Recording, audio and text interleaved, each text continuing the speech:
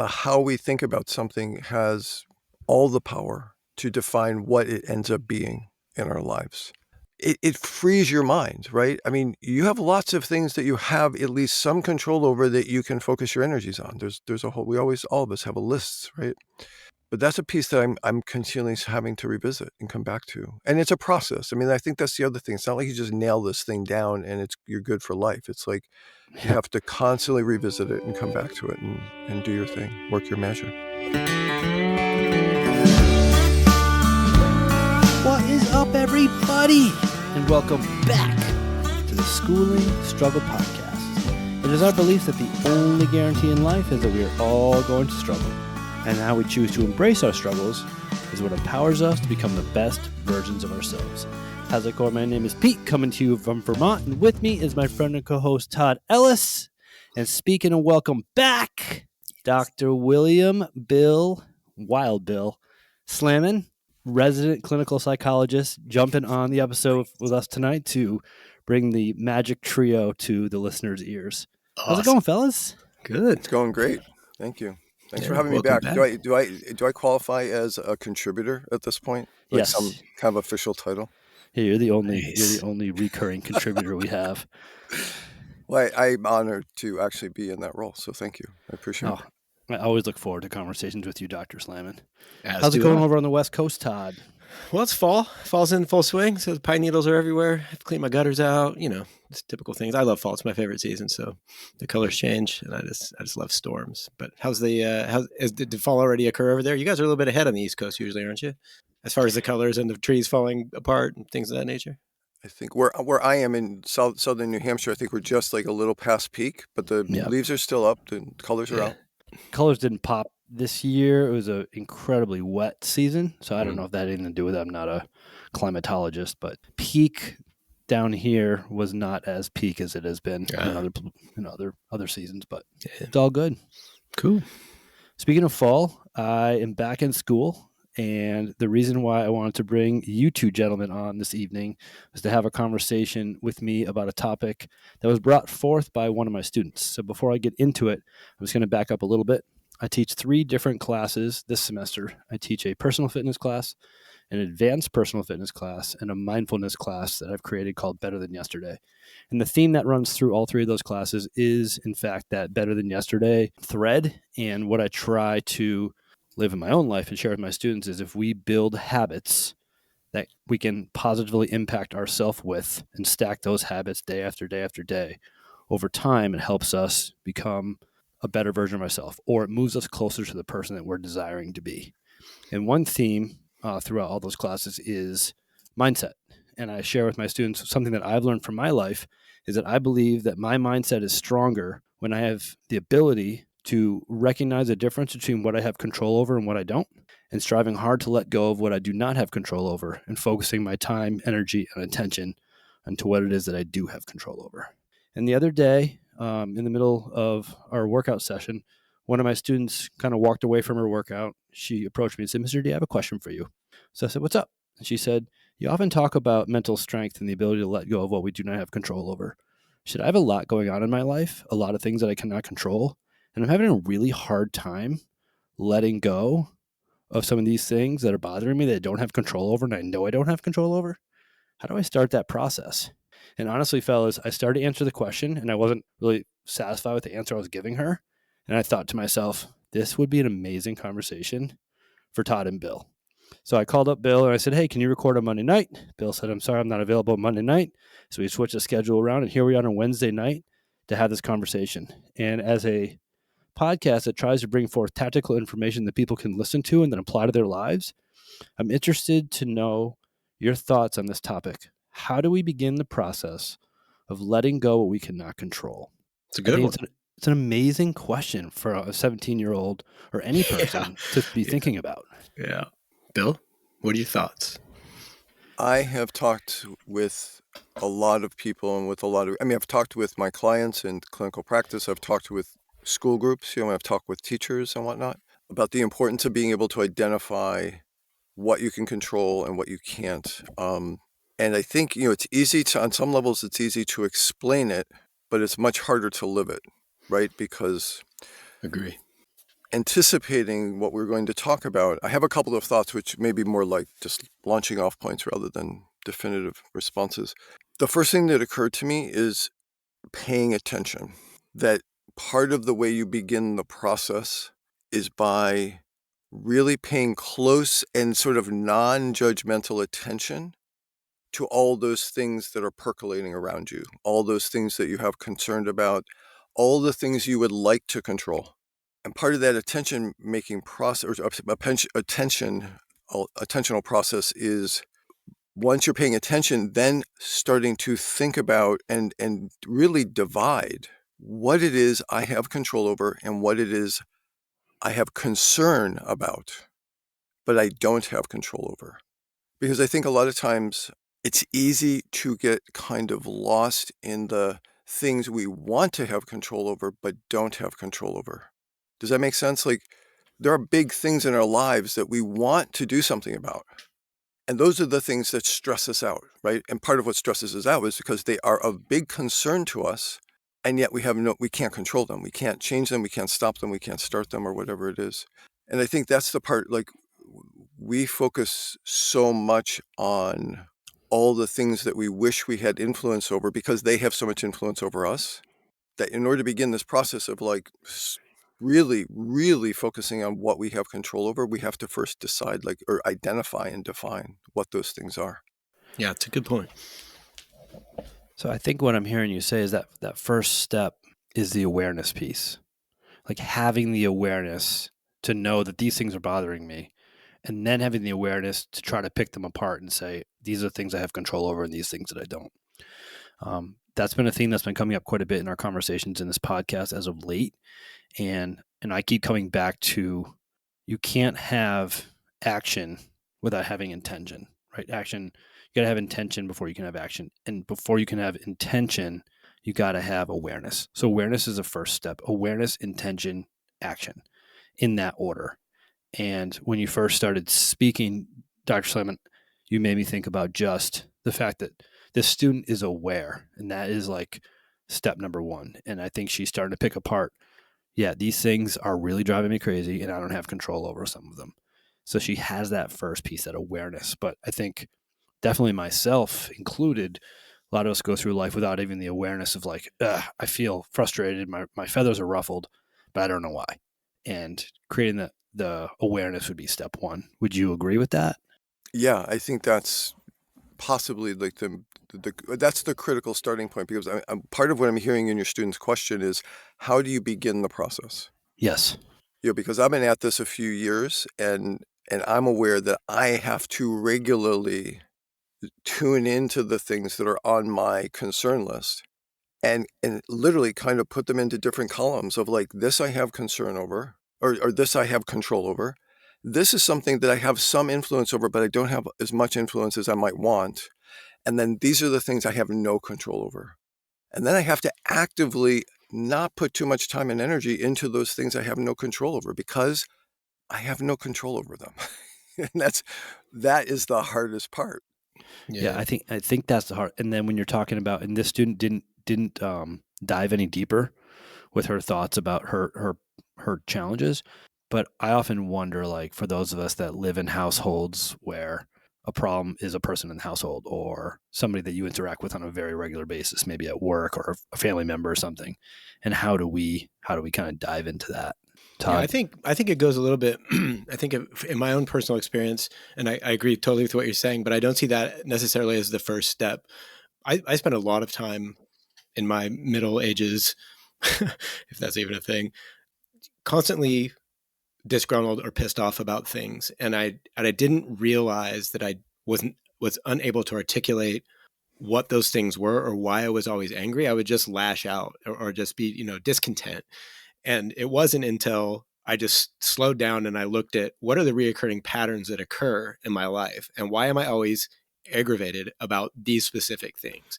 And then the awareness came after that. So I think a lot of people might start, especially kids, if I think about it, are those people who have never, delved into awareness or haven't had the opportunity to do so.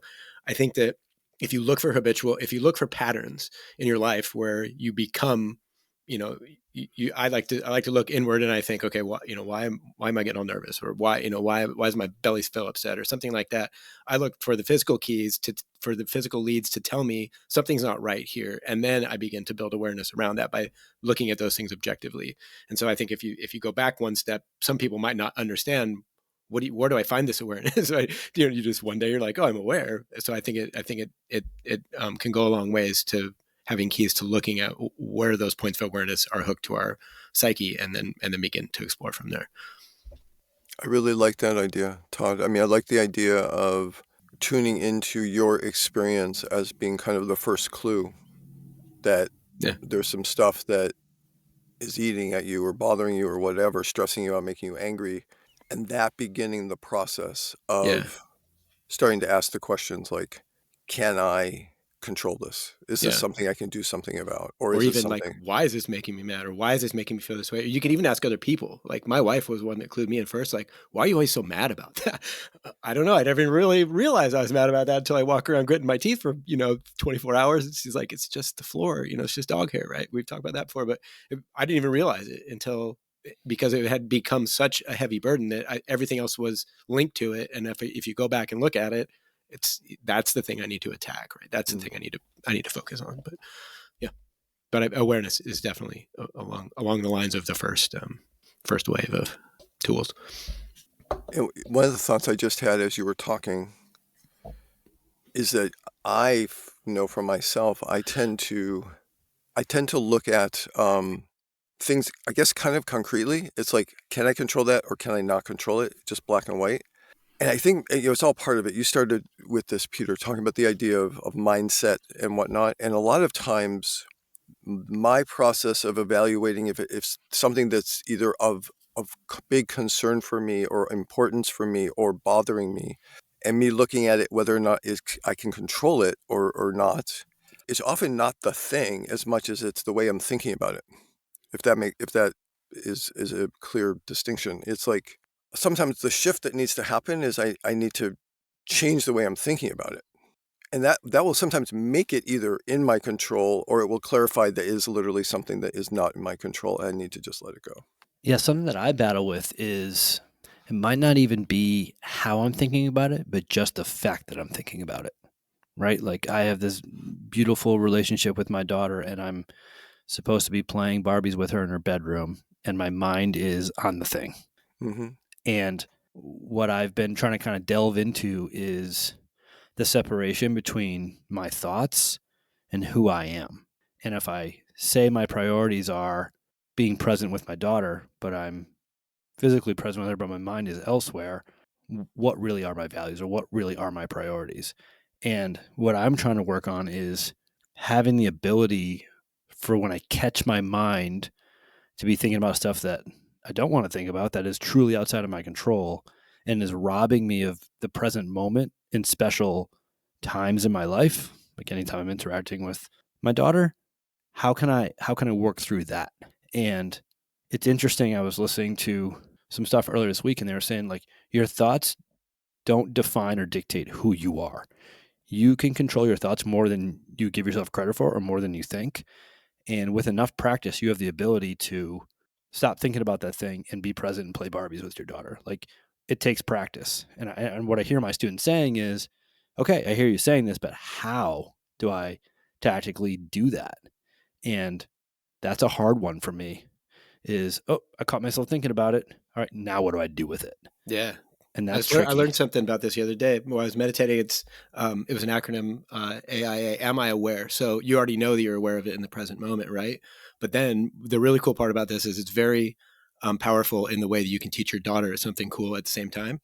Is you drag it into the light. So you say, I understand I'm supposed to be playing with you right now, but I'm not present as I should be. And so that calls it out right now. Now the beast is in the light. You're teaching her how to model like, oh, I realize I'm not doing what I'm doing. And at the same time, you're reinforcing that in yourself, and then you can redirect. And she can even help, right?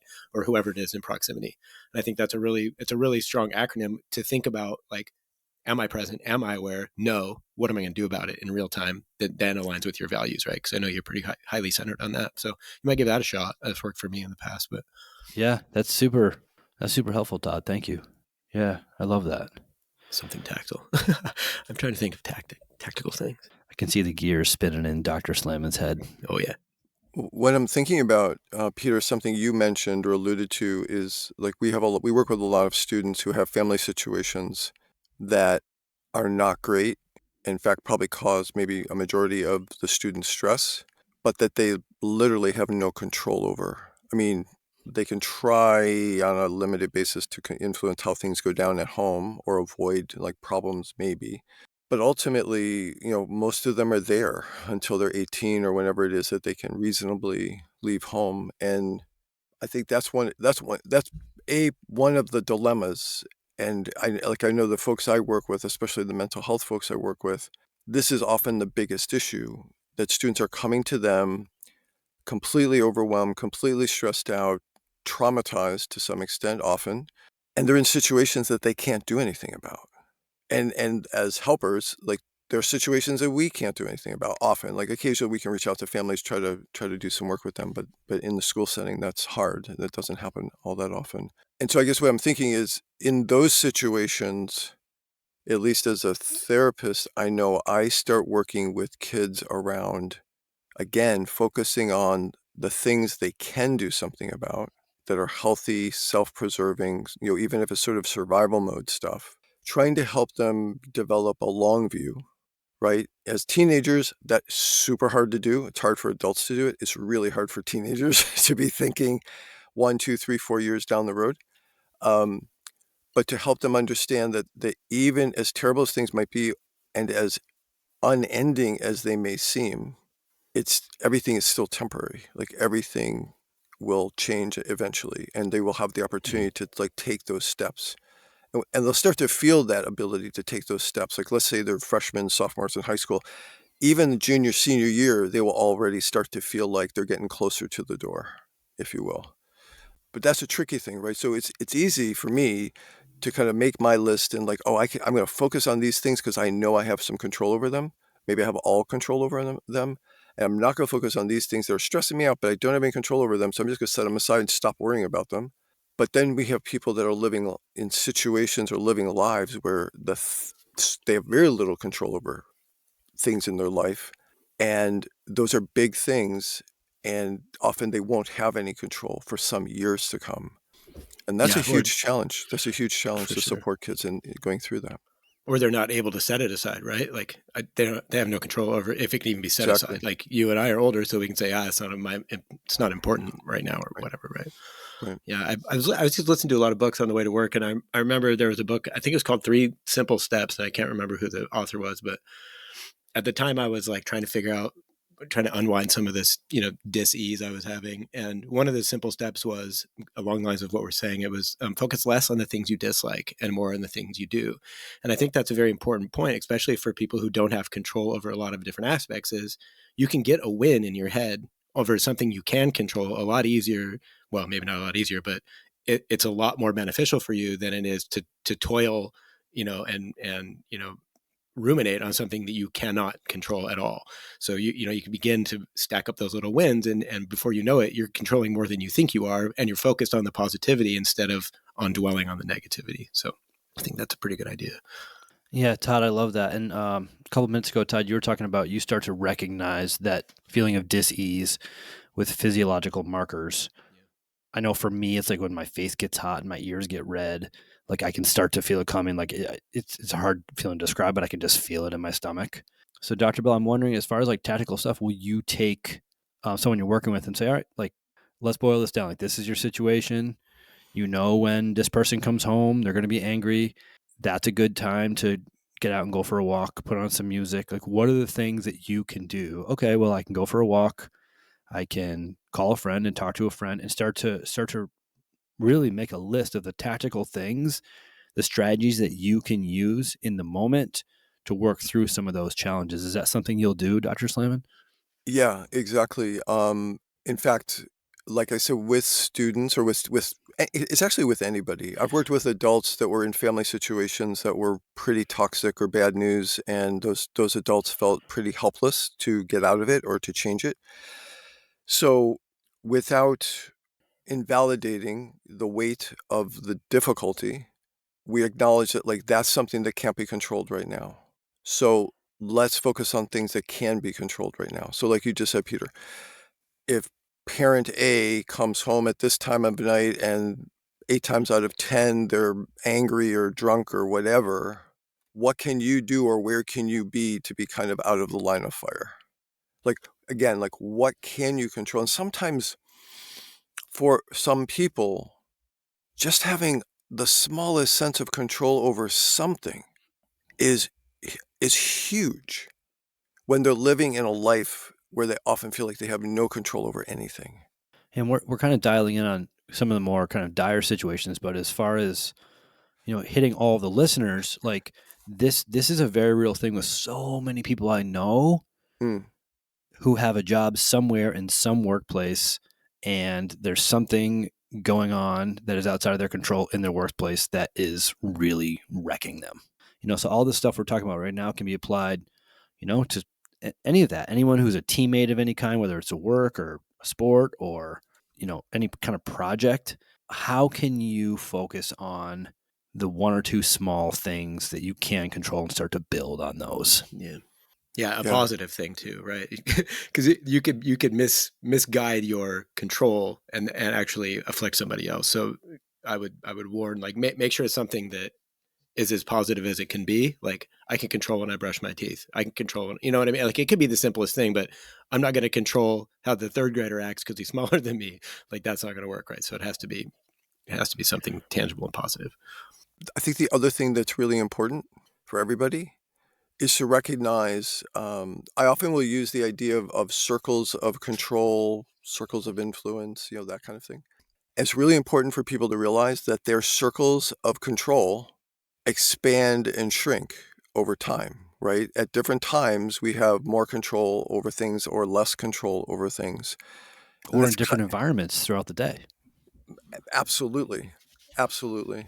At those times, especially where the circle seems pretty small, like we don't have a lot of control over stuff, being able to identify that one, as you were saying, Todd, that one maybe very positive thing that you have some control over. If nothing else, you get to stop at the coffee shop and buy that one special whatever latte that you like.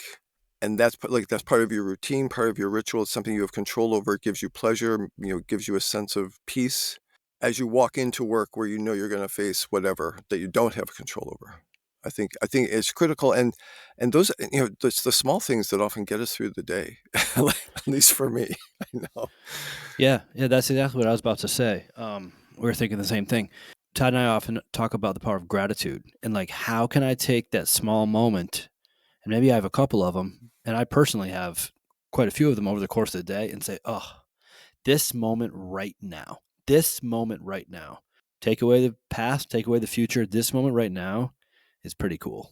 Like, I have like a 100-yard walk from the school building to the fitness center, and I Don't make that fall. trip 8 times a day. And there's just certain times where the weather is just perfect. And I have that 1 minute walk by myself. And no matter what's going on in my life, like, I'm making that walk. So what just happened or what's to come is kind of outside of my control. So in that moment, how can I find gratitude in the sun on my skin, the trees that I'm looking at, and the nature in that moment on my ride to work? Like Todd and the listeners know this, I denied myself any kind of audio, anything, every ride to work last year. And now when I get in the car and I am on my way to school, I get to listen to something, and it is amazing. Like, I just absolutely love it. I have this, like, crazy level of gratitude every morning.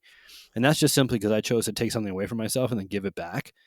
Having lunch with my buddy, or there's all these crazy things that are happening in my life that I feel like I don't have control over. But in that moment, can I boil it down to that moment and say, oh, this moment is good? That's helpful for me.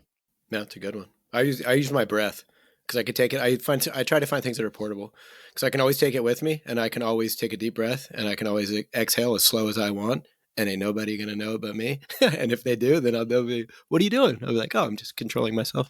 Don't you worry about that." You can teach it. I'm big on teaching things that I can do simply because I think that it's very Mm. hard to learn the simplest things. So, but yeah, Would you you say can. it's very hard to learn the simplest things, or it's I hard think to so. implement the simplest I things? think it's hard for me. It was hard to even know the simple things, like, oh, control. What do I control? Well, my breath.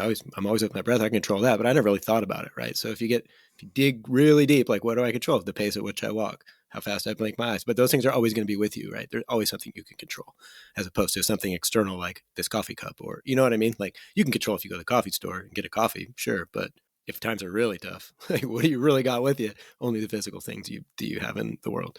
It makes me think of Viktor Frankl's Man's Search for Meaning. There you go. Talking about being in the prisoner of war camps back in World War II. And he's basically saying, like, you can take everything from me.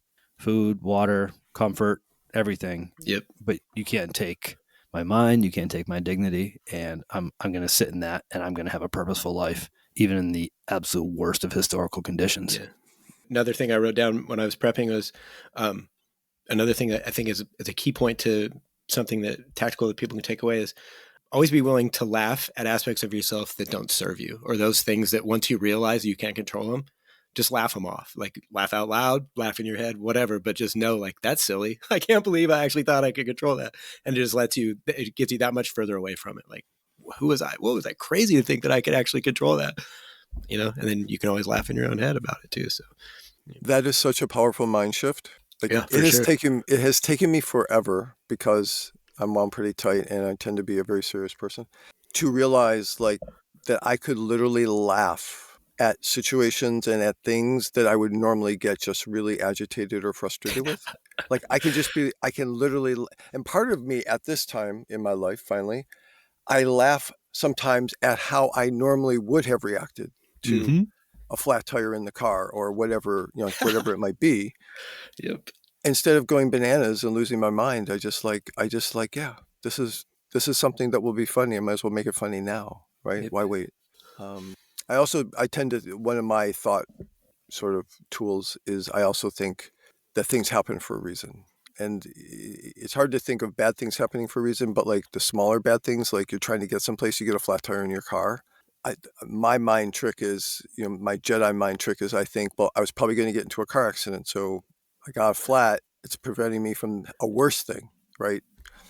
It's hard to do that with a lot of bad things that can happen, but yeah, the smaller bad things, for sure. Yes, that's something I'm working on in my life right now. Is like I'm trying to just eliminate those words bad and good from my vocabulary, my mindset entirely, because it attaches a value to it, right?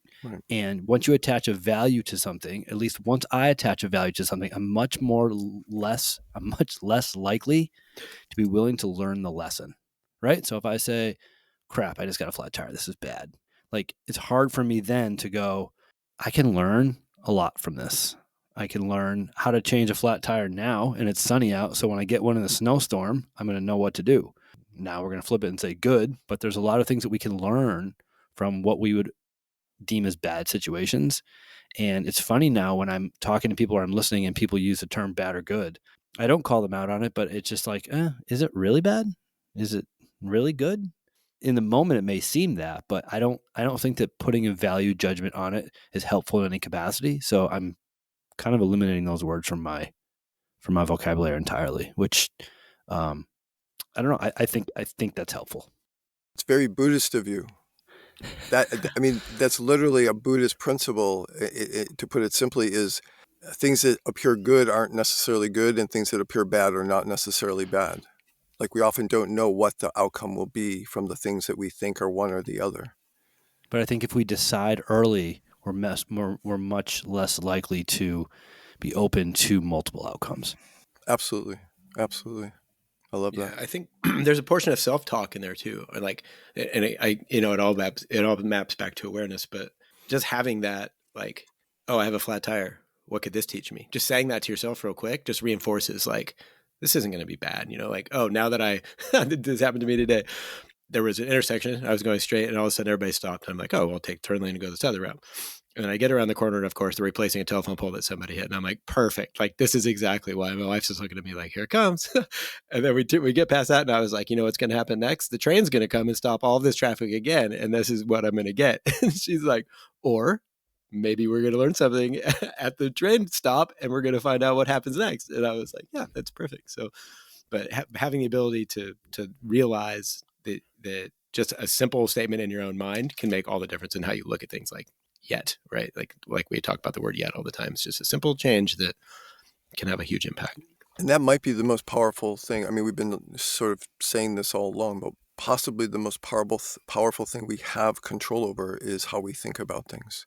And that Yep. the how we think about something has all the power to define what it ends up being in our lives.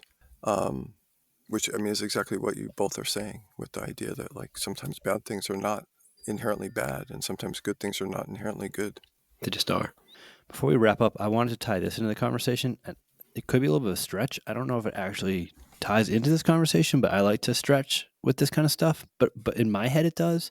This was sent by a listener, and I thought it was worthy of sharing on this particular episode. So this is a quote from James Clear. He's an author and well-known content creator for mindset type stuff. And he says, how much can it influence the outcome after the initial choice is made? When I can do a lot to influence the outcome, I'm less worried about the risk. Even if the choice appears risky on the surface, I can likely create a positive outcome with effort. When I can't do much to influence the outcome, I'm more risk averse. Even my best effort won't move the needle. Our ability to influence the outcome after a decision is made is a crucial thing to consider. Todd, I believe I texted that to you this week when I received it. And it's interesting when I start to think about the things I don't have control over. If I don't have control over it, no matter what I do, it does not influence the outcome. So that alone is enough for me to say to myself, I can't give this my time and energy. I can't give this my attention. But what my student is asking is, yes, I recognize that. Now, how do I start the process with that? I think that was interesting. And I actually showed her that quote, and she's like, oh, I think she thought on that for a little bit. But in determining if I have control over something or not, I think one way to diagnose that is, do I have any control over the outcome? And a really quick anecdote from my life is snowboarding was the thing in my life for about a half decade. I snowboarded every day from when the mountains opened to the mountains closed in Vermont. I taught snowboarding full time. I was on snow over 100 days a year. And when it rained, my mind was just destroyed. I was a miserable human being to be around. I was pissed off. I was angry if it rained in the winter, because here in Vermont, it meant a bunch of things. It meant that the snow was crappy for that day. It meant that the lifts were wet that day. But what it really meant was, when it gets really cold tonight, everything is just going to freeze over, and we're going to have what we called ice coast bulletproof porcelain. And that's what we're going to be snowboarding on tomorrow. And bulletproof porcelain sucks to snowboard on. So not only am I going to be pissed off today, but I'm going to be pissed off tomorrow and probably for the next 3 days until this thing softens up or until it snows again. I was just an angry person every time it rained. But when I started reading about this stuff and started reading, you mentioned Buddhism, but I was reading like Stoicism and that kind of stuff. And a lot of focus on that is, focus on what you have control over. And I realized, like, I just don't have control over the weather. Like, there's nothing that I can do. There's nothing that I can do that could influence the outcome. So I'm wasting my energy for being pissed off for 3 days for one rainstorm. Like, it's ruining the quality of my life, and I have the control to change that. And I made a lot of gains there in overcoming my frustration with rain. How did you do? What did you do? What were your steps in it? So right, that's what my student's asking, right? Like, what are the steps there? And I can't sit here and give you exact tactical things. It's just I worked on, like, all right, it's raining right now. I'm going to go about my day as if it's not raining, and the energy that I'm going to pour into being pissed off about the rain, I'm going to put into something else. Maybe I'm going to put it into a workout. That's kind of always been my outlet for everything, is just going and doing a workout. There is no problem a good workout cannot cure, right? So, like, how can I take this energy that I was really using to be angry and channel it towards something else that would make me a better version of myself? And I can't sit here, Todd, and tell you, well, I did this, and then once I accomplished that, then I did this. Well, you just and did, once I right? accomplished that, then I did this. What you said is like, but what you said is you just focused on something you did like instead of something you didn't, because you realized that you couldn't do anything about it. Right? Yeah, and that's what what we've been talking about kind of all night here is, where's the nugget that is a positive thing that I do have control over, and how can I put my attention into that thing? There you go. I think sometimes the trickiest thing is identifying whether or not we have control over something and then accepting it. Maybe that was one of the bigger things. Yep. It's one thing to identify it. It's another thing to accept it. Yes. And I find myself all the time, Like I'm stressing about something and I have to pull back and say, do you have I literally out loud will say, do you have control over this?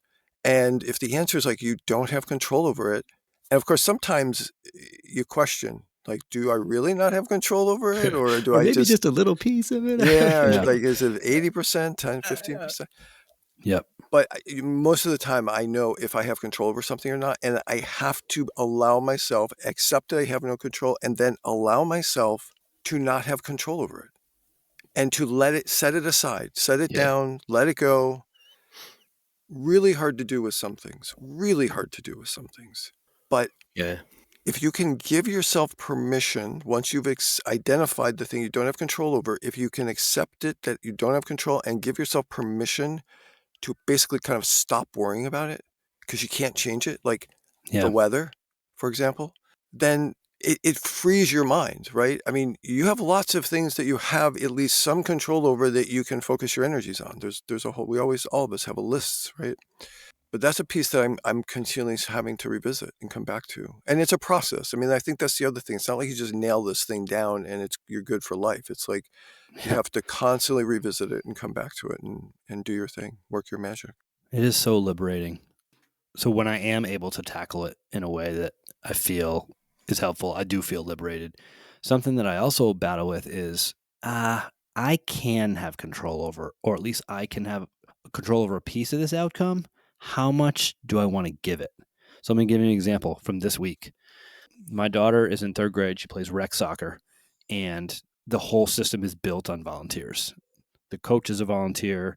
The refs are volunteers. Without people giving their time, this rec program doesn't exist.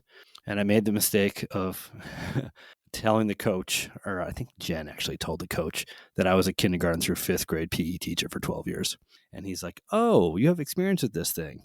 And Jen and I have made a commitment that our daughter's soccer practices and games are time that we spend together. Like, it's very rare that the two of us are in one spot together for an hour just hanging out. Because when we're home, it's all chores. And when we're at work, we're not together. So, like, we've committed to this time. And the rec director, who I love and I really respect, reached out to me one day. He's like, hey, we're short. Can you chip in? And my immediate response is, well, of course. Like, the ship is driven by a crew of volunteers. Without the volunteers, there is no sailing of the ship. But then I went back to an episode that Todd and I talked about is if you say yes the first time, you're going to be saying yes forever.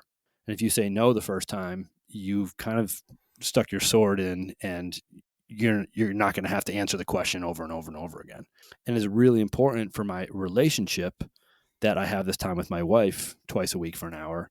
We have a blast watching our daughter. I'm not going to say play soccer, but try to play soccer, right? But what I dealt with in my mind was if I say no to him and I'm still going to every practice and every game and hanging out on the sideline, but I'm telling him I'm not available, how does that make me look? And the Todd on my shoulder would say, bro, it don't matter.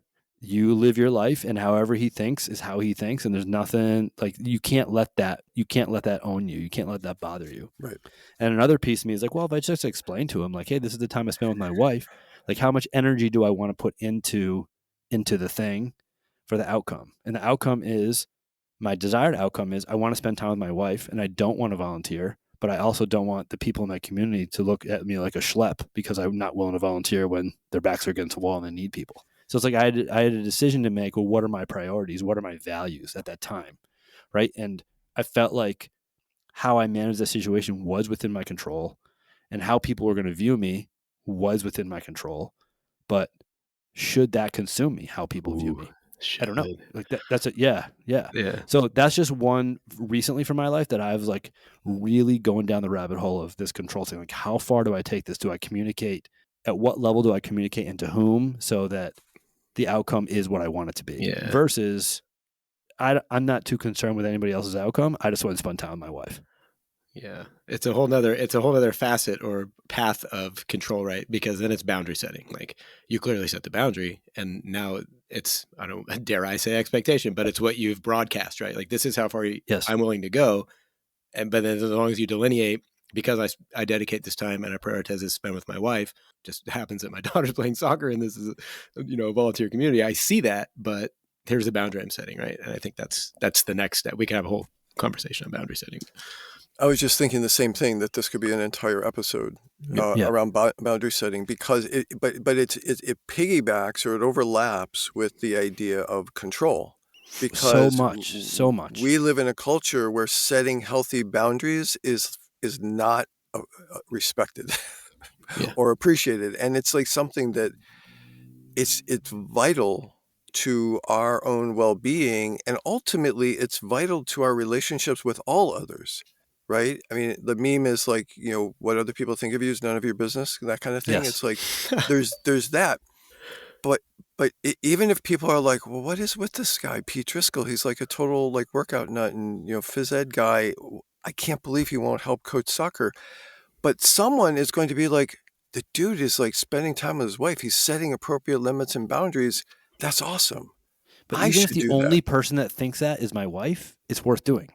It doesn't matter what anybody else thinks. That's the Yeah, second part that's hard to get over, right? It's Yeah. that somebody by proxy said, no, Pete's a cool dude and he loves PE, but this is his time he set aside for his wife. Yeah. Why are you going to trample on that, right? So, But then I also go to, well, I give my time and effort and volunteer in other spaces, and so Yeah. does my wife. But those people at the soccer don't realize that, and those people where we volunteer don't. Doesn't You know what I mean? So it's like, that's your it's ego just a talking, tricky man. thing. So Yeah. so when we talk about, yes, it is my ego talking. Yep. When we talk about the control thing, it's like I think that I can have a say over what I want for control in this, but should I invest my attention into this, or should I just let it go and move on? And I think that's a tricky one for me. Mm. And like apologies is a big one. Like if I feel like I screwed up, I need to give an apology. I'm so impatient. Like I don't want to wait. Like I want to send an email right now. I want to send a text right now. I want to call right now because I feel like I can influence the thing. Would you apologize for that? And I battle with that. Say you set up the scenario where you didn't say anything, you didn't set a boundary, and you didn't volunteer. Would you feel apologetic over that? In my response, when he asked, I said, "Yeah, I apologize." In my response, I said, "Yeah, I'm sorry." Yeah, something there for you to look at. Yeah, for sure. Yeah. Again, awareness. You already know it, right? It's just, how do I look at it? Yeah, it's crazy. How do I do it? Yeah. Yeah. I could do this all day. All day I could do this. Dr. Bill, it's man. awesome. I'm so grateful that you came on. For real. It's always great to hear your thoughts. I tell people one of the reasons why I love having you on is you have this immense knowledge, but you have a way to break it down so someone like me can understand it. And I love that. So thank you. Well, just to be clear, I'm sitting here learning stuff from you two, like the whole time we talk. So I try to sound smart. I try to have a couple of good ideas, but like you guys give me a whole lot. So my secret is I come on to learn. So better to listen than to be talking. I don't need to be talking the whole time. But I truly appreciate the opportunity to come in and talk with you guys and throw these ideas around. And I think like all three of us, hopefully some of it will be of help, right, to someone that's out there listening. Hopefully. And it'll strike a chord with folks. For sure. Yeah. At the very least, I can go into school tomorrow and say to my student, hey, hopefully we answered your question. We got 47 minutes worth of stuff for you. Right. You got to wait 2 weeks till I edit it. We have all kinds of ideas. Yeah. That's good. Well, awesome. Well, to all the listeners out there, thank you so very much for your ears. We are incredibly grateful for our family of listeners. Hit us up, schoolingstruggle@gmail.com with any thoughts, ideas, perspectives. If you have any perspective guests that you think would be awesome for us to bring on the show that have cool stories and struggles they want to share, we'd love to reach out to them and bring them on the show. Well, we appreciate your ears. We thank you for your time. We are incredibly grateful for your attention. On behalf of Dr. Wild Bill, Todd, and myself, we are the School and Struggle Podcast. We are out. See ya.